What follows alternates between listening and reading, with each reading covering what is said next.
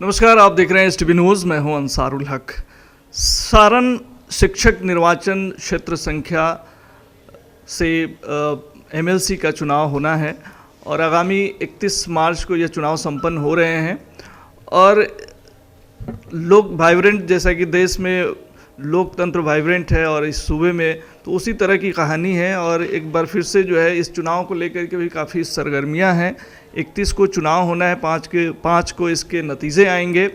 और हम आपको बता दें कि ये सारण जो शिक्षक निर्वाचन क्षेत्र है, यह बेतिया, मोतिहारी, गोपालगंज, सिवान और छपरा, इन 5 ज़िलों को मिला करके जो शिक्षक हैं, जो गवर्नमेंट टीचर हैं, उसमें भी कई कैटेगरी होती हैं, वो लोग जो है अपने नेता का या अपने एमएलसी का चुनाव करते हैं।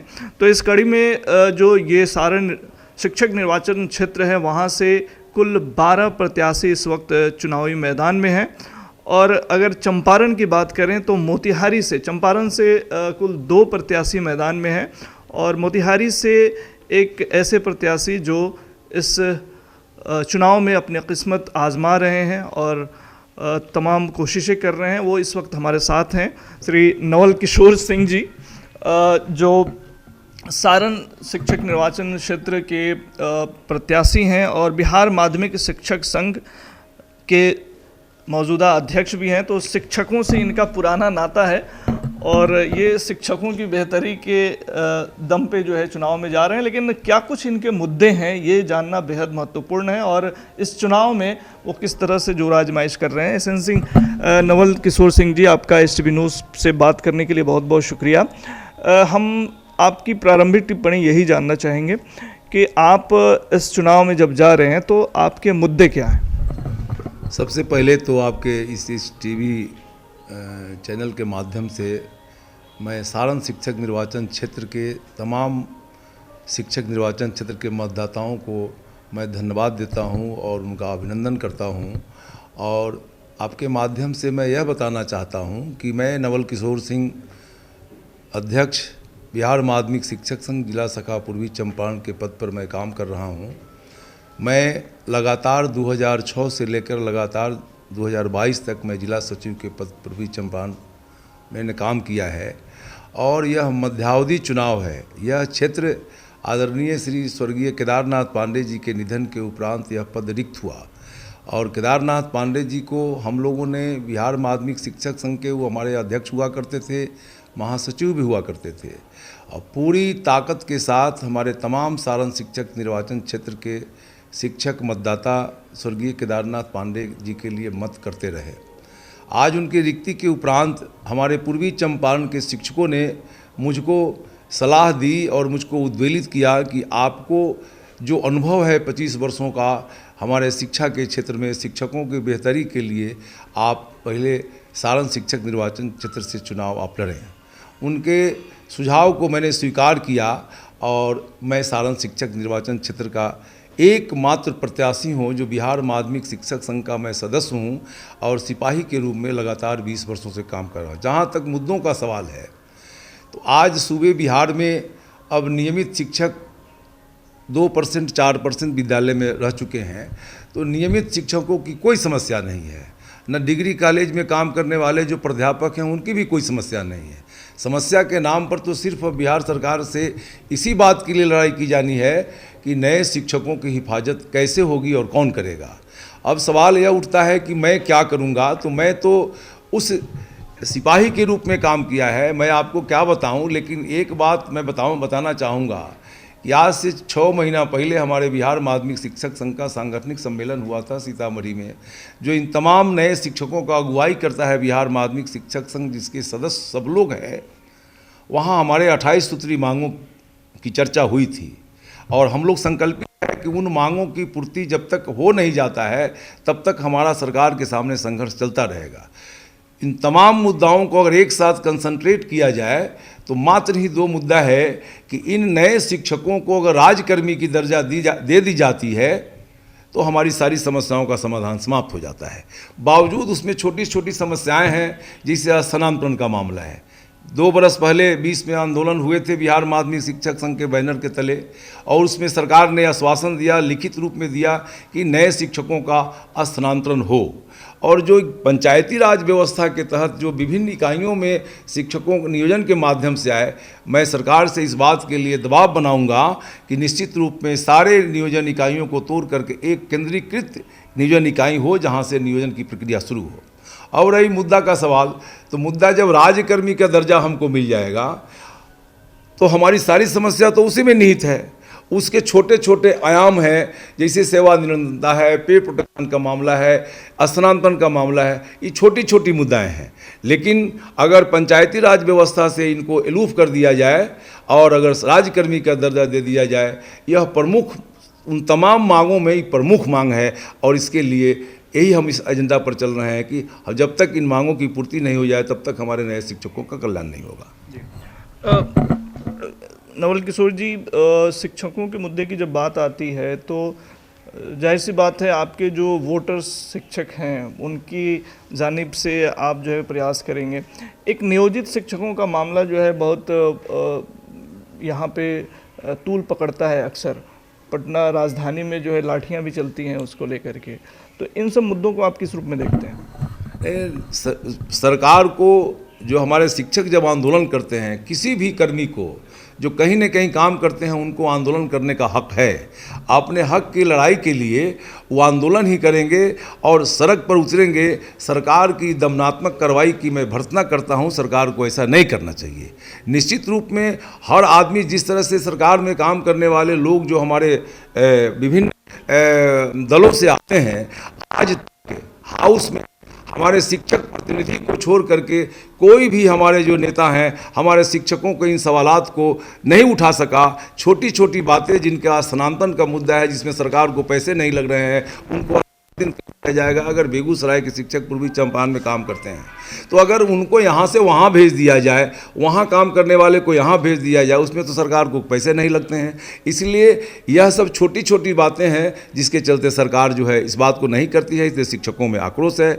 और सरकार जो हर कर्मी को, हम लोगों ने देखा है अपने 30 वर्षों के अनुभव में कि जब भी सरकार अपने स्वार्थ के लिए, अपने तमाम पार्टी लोग अपने बेहतरी के लिए जो संविधान में संशोधन करना होता है कर लिया करते हैं और उसका लाभ सरकार के जो लोग हैं वो सब लोग प्राप्त करते हैं। लेकिन हमारे नए शिक्षक जो भाग्य निर्माता हैं, राष्ट्र निर्माता है, जो बच्चों के भविष्य को संवारते हैं, उनके लिए पैसे की कमी का रोना और इन तमाम सॉफ्टवेयर, कौन सा सॉफ्टवेयर बन रहा है जो आज तक शिक्षक इंतजार कर रहा है, 20 से लेकर के आज 23 में प्रवेश कर गए, लेकिन आज तक सरकार के द्वारा उन सॉफ्टवेयर का निर्माण नहीं हुआ। ये बहुत अच्छी बातें नहीं है, सरकार के सेहत के लिए अच्छी बातें नहीं है। हमारे शिक्षक तो उसका दर्द झेल ही रहे हैं। एक सवाल और है कि जो भी प्रत्याशी चुनाव में हैं वो सब जो है दावे करते हैं। अभी तक का जो है शिक्षकों, जैसा कि आप शिक्षक संघ, माध्यमिक शिक्षक संघ के ज़िला अध्यक्ष भी हैं, अभी आपने उन तमाम शिक्षकों के लिए क्या कुछ किया है जो लोग आपको सपोर्ट करेंगे? मैं राज्य स्तर का नेता नहीं हूँ, मैं एक जिला संगठन का एक जिला सिपाही रहा, सचिव के पद पर काम किया, आज अध्यक्ष के पद पर काम किया। हमारे पूर्वी चंपारण के शिक्षकों ने हमारी कार्य संस्कृति को देख करके ही तो मुझको कहा है कि चुनाव लड़ना चाहिए। हमने इस जिला में हमारे शिक्षकों के आज के तारीख में नए शिक्षकों की कोई समस्या नहीं है। थोड़ी बोरी समस्या जब हम काम करते हैं तो कुछ न कुछ रहती है। एक उदाहरण के तौर पर मैं देना चाहता हूं कि सूबे बिहार में जब हमारे नए शिक्षकों को सरकार के द्वारा 15% की वृद्धि दी गई, उस वृद्धि की राशि पूर्वी चंपारण पहला जिला था 38 जिलाओं में जो अपने शिक्षकों को मई 2022 में उनके खाते में सारे उनके एरियर चले गए। आज इसी के लिए विभिन्न जिलाओं में बहुत तरह का रोना रोया जा रहा है। तो हमने जो काम किया है शिक्षकों के लिए, तो जिला की जो समस्या है वही तो बन के राज्य में जाती है। तो राज्य में जो अब जाती है तो जिला की समस्याओं को लगातार मैं 25 वर्ष की समस्याओं के लिए मैं सड़क से लेकर के आंदोलन करके दरी बिछाना, सब काम करना, जिसमें हमको तमाम शिक्षकों का सहयोग मिला। तो हमसे क्या छुपा हुआ है कि इनकी क्या समस्या है, इनके लिए हम क्या करेंगे। लेकिन जब हम राज्य के नेता बनेंगे, हम विधान परिषद में जाएंगे, तभी न आश्वासन दे देंगे। इन झूठा आश्वासनों से मैं दूर रहता हूँ। हमने जो काम किया है, जो मुझको अनुभव है, 12 प्रत्याशियों में मैं खुली चुनौती देता हूँ उन तमाम 11 प्रत्याशियों की कि आप आ करके बताओ कि हमारे इन शिक्षकों के साथ कितने दिन तुमने धरना किया, प्रदर्शन किया, सरकार के खिलाफ में लड़ा। अगर लड़ा है तो हमारा शिक्षक लड़े हैं, तो हम बिहार माध्यमिक शिक्षक संघ के सिपाही लड़े हैं, दरी बिछाए हैं और आंदोलन किए हैं। इसलिए मुझको पूर्ण विश्वास है कि माध्यमिक, चूंकि आज के तारीख में हमारे सारे हाई स्कूल्स +2 में परिवर्तित हो गए हैं और हमारी संख्या 75% से ऊपर ज़्यादा है, इसलिए मैं दावा करता हूं कि हमारे सारण शिक्षक निर्वाचन क्षेत्र के सभी शिक्षक, कम से कम माध्यमिक काम करने वाले +2 शिक्षक निश्चित रूप में नवल किशोर सिंह को प्रथम वरीयता दे करके विधान परिषद में अपनी आवाज़ बना करके भेजेंगे, ये मुझको पूर्ण विश्वास है। नवल किशोर सिंह जी, हम आपसे ये जानना चाहेंगे कि आमतौर से जब इस तरह के चुनाव होते हैं तो पक्ष विपक्ष, सरकार में जो पार्टियां हैं या फिर जो विपक्ष में हैं, खुले तौर पे अगर हम कहें तो महागठबंधन और बीजेपी, एनडीए के जो समर्थित उम्मीदवार हैं, उनसे आपका मुकाबला होना है। तो एक तरह से जो पॉलिटिकल जो इन्फ्लुएंस होता है वो इस तरह के चुनावों को बहुत प्रभावित करता है। आप एक संगठन के अध्यक्ष पद पे रहे हैं तो इसका तो आपको बेनिफिट मिलेगा, लेकिन ऐसे सिचुएशंस में आप खुद को कहाँ पाते हैं जहाँ पे पॉलिटिकल इन्फ्लुएंस है? जहाँ तक पॉलिटिकल इन्फ्लुएंस की बात आपके स्तर से उठाया गया, मैं आपको साफ कर देना चाहता हूँ, मैं किसी पार्टी का सदस्य नहीं हूँ। हमारे शिक्षक किसी पार्टी के सदस्य हैं क्या? हमारे शिक्षक भी किसी पार्टी के सदस्य नहीं हैं। तो पार्टी अपने लाभ के लिए अपना समर्थन देती है, किसी को अपना सिंबल नहीं देती है। मैं निर्दलीय उम्मीदवार के हैसियत से मैं इसे अपने को अलग मानता हूँ। इसलिए अलग मानता हूँ कि क्या पार्टी के जो लोग हैं वो ठीक है, उनके साथ जन सैलाब हो सकता है, उनके पार्टी के कार्यकर्ता आ सकते हैं, लेकिन क्या वो शिक्षक हैं? जब वो शिक्षक नहीं है, उनको वोट देने का अधिकार है। वोट तो देंगे, अंततः हमारे शिक्षक ही वोट देंगे ना। जब शिक्षक हमारे साथ है, तो फिर हम पार्टी के फेर में मैं क्यों परूं? पार्टी का काम है, अगर यही काम करना है तो इसके पहले की भी सरकार एनडीए की सरकार थी, आज महागठबंधन की सरकार है। यह समस्या तो हमारे विगत वर्षों से हमारे शिक्षकों की समस्या उन सरकार के सामने आई है। क्यों नहीं सरकार, अगर आज जो महागठबंधन के प्रत्याशी हैं या जो भाजपा के समर्थित प्रत्याशी हैं, क्या ये लोग की सरकार नहीं थी? इन शिक्षकों की समस्या उनको दिखाई नहीं पड़ रहा था?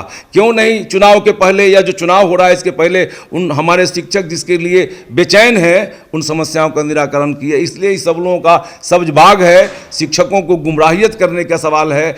अगर शिक्षक निर्वाचन क्षेत्र में शिक्षक मतदाता हैं, शिक्षक जिसको चाहेंगे उसको मत देंगे। मेरा शिक्षक निर्भीक है, कहीं किसी दलगत राजनीति से मतलब नहीं रखता है, वो शिक्षक को वोट करेगा, इसको मुझको पूरा विश्वास है। जीत का कितना भरोसा है? जीत का भरोसा तो मुझे ही है और मैं दावा के साथ कहता हूं कि सारण शिक्षक निर्वाचन क्षेत्र के तमाम प्रत्याशी को लड़ाई लड़नी है तो नवल किशोर सिंह से लड़नी है, क्योंकि नवल किशोर सिंह के सामने कोई भी बिहार माध्यमिक शिक्षक, मैं बिहार माध्यमिक शिक्षक संघ का सिपाही हूं और बिहार माध्यमिक शिक्षक संघ के एक जिला में काम करते वर्षों वर्ष बीत गए। पश्चिम चंपारण से मेरी नौकरी की शुरुआत हुई थी। पश्चिम चंपारण से लेकर पूर्वी चंपारण तक संगठन के विभिन्न पदों पर मैंने काम किया है और पूर्वी चंपारण में मैं जिला सचिव के रूप में काम किया, अध्यक्ष के रूप में काम किया। इसलिए शिक्षक आज एकमात्र मैं ही हूं, नवल किशोर सिंह, जो बिहार माध्यमिक शिक्षक संघ का सदस्य हूं। इसके अलावा कोई भी लोग जो प्रत्याशी हैं वो कहीं गैर शिक्षक हैं या प्राध्यापक हैं, लेकिन नवल किशोर सिंह एकमात्र शिक्षक है जो बिहार माध्यमिक शिक्षक संघ का सिपाही है, जो अपने नए शिक्षकों के साथ 25 वर्षों तक उनके साथ मिलकर के संघर्ष किया है। इसलिए हमारी दावेदारी 100% है और मैं अपने शिक्षकों के विश्वास को रखते हुए मैं आपको विश्वास दिलाता हूं कि अंततः जीत मेरी ही होगी और मैं विधान परिषद का सदस्य बनूंगा। और जब मैं बनूंगा तो हमारी इस आवाज़ को विधान परिषद में ही शिक्षक की आवाज़ बन के गूंजेगी, मैं आपको भरोसा दिलाता हूँ। आखिर में इससे जुड़ा हुआ सवाल एक और हम आपसे कर लेना चाहते हैं कि अपना अभी मौजूदा चुनाव में अपना मुख्य मुकाबला आप किससे देख रहे हैं खुद का? नहीं नहीं नहीं नहीं, मुकाबला हम नहीं देखते, हम अपना काम करते हैं। हम जब काम में चलते हैं तो अपना मुकाबला मैं स्व मूल्यांकन करता हूं। मैं दूसरे का मूल्यांकन क्यों करूं? दूसरे का घर बहुत बढ़िया है कि खराब है, उससे हमको क्या लेना देना है। मैं अपनी दावेदारी मजबूती के साथ कर रहा हूं और हमारे शिक्षक इस बात को समझ रहे हैं और इसी समझदारी को लेकर मैं चल रहा हूं। मैं किसी से तुलना अपने को नहीं करूंगा कि कौन हमसे बगल में है, लेकिन इतना जरूर मैं कहूंगा कि 11 प्रत्याशियों को लड़ना होगा तो नवल किशोर सिंह से ही लड़ना होगा। हम इतनी ही बात आपको कह सकते हैं। अब सर थोड़ा सा एक दो सवाल हम इस चुनाव से रिलेटेड ना करके कुछ आम लोगों के या उन छात्रों से रिलेटेड आपसे सवाल करेंगे। ख़ास तौर से बिहार की जो शिक्षा व्यवस्था है उसको लेकर के लोग जो है तरह तरह की बातें करते हैं। आप क्या समझते हैं कि बिहार की शिक्षा व्यवस्था कितनी सुदृढ़ है और क्या खराबियां हैं इसके अंदर, क्या सुधार की गुंजाइश है इसमें? देखिए, बिहार सरकार, हम लोग बिहार में रहते हैं, इस बात से इनकार नहीं किया जा सकता है कि आज पूरे राष्ट्र में बिहार के रहने वाले छात्र छात्राएं जो 1 नंबर स्थान प्राप्त कर रही हैं और कर रहे हैं, वो क्या हमारे शिक्षक नहीं पढ़ा रहे हैं तो कौन पढ़ा रहे हैं? आप उठाकर देखेंगे, आप बिहार की सूची, आज भी रिजल्ट हुआ है बिहार विद्यालय परीक्षा समिति से, वो तो बिहार के पढ़ने वाले लड़के लड़कियाँ हैं, सारे के सारे मेधावी हैं। जो जिन बातों का हम लोगों को कष्ट है, हम इसको मानते हैं कि बिहार सरकार की जो शिक्षा व्यवस्था है उसमें हम एक कारक हैं, हमारे शिक्षक के कारक हैं, और कारक हैं तो सारा का सारा दोष मैं अपने पर मानूं ये कदापि संभव नहीं है। कारक का मतलब है कि विद्यालय की शिक्षा व्यवस्था मजबूत, मैं महसूस किया हूं इतने दिन के अंदर में कि शिक्षा व्यवस्था में कुछ गड़बड़ी हुई है। हम जिस रूप में हम लोग बिहार माध्यमिक शिक्षक संघ चाहते हैं कि हमारे माध्यमिक शिक्षकों का उन्नयन किस रूप में हो, लेकिन क्या उसके लिए सरकार दोषी नहीं है? क्या उसके लिए परिवेश दोषी नहीं है? क्या उसके लिए विद्यालय दोषी नहीं है? क्या उसके लिए समाज दोषी नहीं है? क्या उसके लिए अभिभावक दोषी नहीं है? उसके लिए बच्चे सारे के सारे दोष हैं। उन दोषियों में एक कारक मैं भी हूं। तो हम तो अपना ताकत लगाता है हमारा शिक्षक, जब परिवेश में जाता है, जब समाज में जाता है, तो उस समाज के लोग हमारे शिक्षक को ऑपरेट नहीं कर पाते हैं, अपने बच्चों को समय पर विद्यालय नहीं भेज पाते हैं। इसके चलते हमको कहा जाता है कि शिक्षा व्यवस्था को मजबूत नहीं कर रहे हैं शिक्षक। मैं इसका विरोध करता हूँ। हम कारक हैं। हम अपने शिक्षक को बार बार मैं कहता हूं कि हम लोगों को जो अपना काम है वो काम करना चाहिए, बाकी जिसका काम है वो करे। लेकिन ऐसी बात नहीं है कि हमारे शिक्षक शिक्षा के उन्नयन के लिए, माध्यमिक शिक्षा के ऊपर ले जाने के लिए प्रयासरत नहीं है। ईमानदारी से हमारे शिक्षक विद्यालय में काम कर रहे हैं और आने वाले दिन में अगर व्यवस्था सरकार हमारे शिक्षकों को गैर शैक्षणिक कार्य में नहीं लगाए तो मैं दावा कहता हूं कि हमारा शिक्षक जो माध्यमिक विद्यालयों में काम करता है वो सभी शिक्षकों से बेहतर है और काम कर रहा है। एक सवाल बार बार ये भी उठता है शिक्षा से व्यवस्था की जब बात होती है तो बिहार की यूनिवर्सिटियों को क्या हो गया है? सेशन इतने लेट क्यों चल रहे हैं? असल इस मुद्दे को आप किस रूप में देखते हैं? नहीं, मैं तो कहा ना कि यूनिवर्सिटी की व्यवस्था हमसे जुड़ी हुई नहीं है। मैं तो माध्यमिक शिक्षक के रूप में काम किया, एक प्रधानाध्यापक के पद से रिटायर किया। यूनिवर्सिटी की समस्याएं क्या हैं मैं आपसे जुड़ी हुई नहीं कह रहा हूँ। आप एक शिक्षाविद के रूप में हैं और कहीं ना कहीं आप जब प्रतिनिधित्व करेंगे तो एक तरह से जनता की भी अपेक्षाएं रहेंगी आपसे, अगर आप चुन करके जाते हैं हाउस में। तो क्या इन मुद्दों को आप किस नज़रिए से देखते हैं, ये हम जानना चाह रहे हैं। नहीं, मुद्दा तो बिल्कुल साफ है कि आज जो कॉलेजेस की स्थिति है, यूनिवर्सिटी जो स्थिति है, आज बगल में इसी स्थानीय मोतिहारी शहर में आप एक महाविद्यालय है, आपको कन्या महाविद्यालय है। इन तमाम विद्यालयों को जब आप देखेंगे तो आप लड़के और लड़कियों की संख्या पर्याप्त है, लेकिन प्राध्यापकों की संख्या कहाँ है? तो जब प्राध्यापकों की संख्या नहीं है, यूनिवर्सिटी की जो व्यवस्थाएँ हैं वो तो सरकार से जुड़ी हुई व्यवस्थाएं हैं। उन व्यवस्थाओं को मैं देख रहा हूं कि आखिर विद्यालय में जब शिक्षक ही नहीं होंगे, महाविद्यालय में शिक्षक ही नहीं होंगे, तो आखिर अपेक्षा क्या की जा सकती है कि साहब वहां का इन्फ्लुएंस कितना होगा। लेकिन अगर मैं विधान परिषद का सदस्य बनता हूं तो निश्चित रूप में जो महाविद्यालय से जुड़ी हुई समस्याएं हैं, जो मदरसा से जुड़ी हुई समस्याएं हैं, उन तमाम समस्याओं को मैं निश्चित रूप में उसका अध्ययन करूंगा और उसके सुधार के लिए जो प्रयास करने होंगे मैं प्रयास करूंगा। नवल किशोर जी, हमारी शुभकामनाएं हैं कि आप चुनाव में अच्छा करें और जीत का परचम लहराएं। तो बहुत बहुत शुक्रिया STV न्यूज़ से बात करने के लिए। जी, अंत में मैं आपको भी धन्यवाद देता हूं कि आपने मुझको मौका दिया कुछ कहने के लिए अपने माध्यम से सारण शिक्षक निर्वाचन क्षेत्र के तमाम मतदाताओं को। अंत में मैं अपने सारण शिक्षक निर्वाचन क्षेत्र के तमाम मतदाताओं से मैं अपील करता हूं, विनम्र निवेदन करता हूं कि शिक्षा और शिक्षकों के बेहतरी के लिए एक बार जो 25 वर्षों से शिक्षा के क्षेत्र में काम कर रहा है उसको एक बार नवल किशोर सिंह जो क्रमांक 7 पर अंकित है मतपत्र में, उसको प्रथम वरीयता का मत दे करके विजयी बनावें। मैं आपको विश्वास दिलाता हूं कि जब मैं विधान परिषद सदस्य बनूंगा तो निश्चित रूप में आपके उन तमाम समस्याओं के लिए मैं भरपूर लड़ने का प्रयास करूंगा। बहुत बहुत धन्यवाद। बहुत शुक्रिया। तो शिक्षकों से जुड़ी तमाम समस्याओं का नवल किशोर जी अगर जीतते हैं तो निराकरण करेंगे, ये इनका दावा है। क्या कुछ होता है यह 5 को पता चलेगा। कुल जो वोटर्स की संख्या है इस चुनाव में करीब 10,000 है और ये 10,000 लोग जो है मिल कर के अपने नए एमएलसी का चुनाव करेंगे।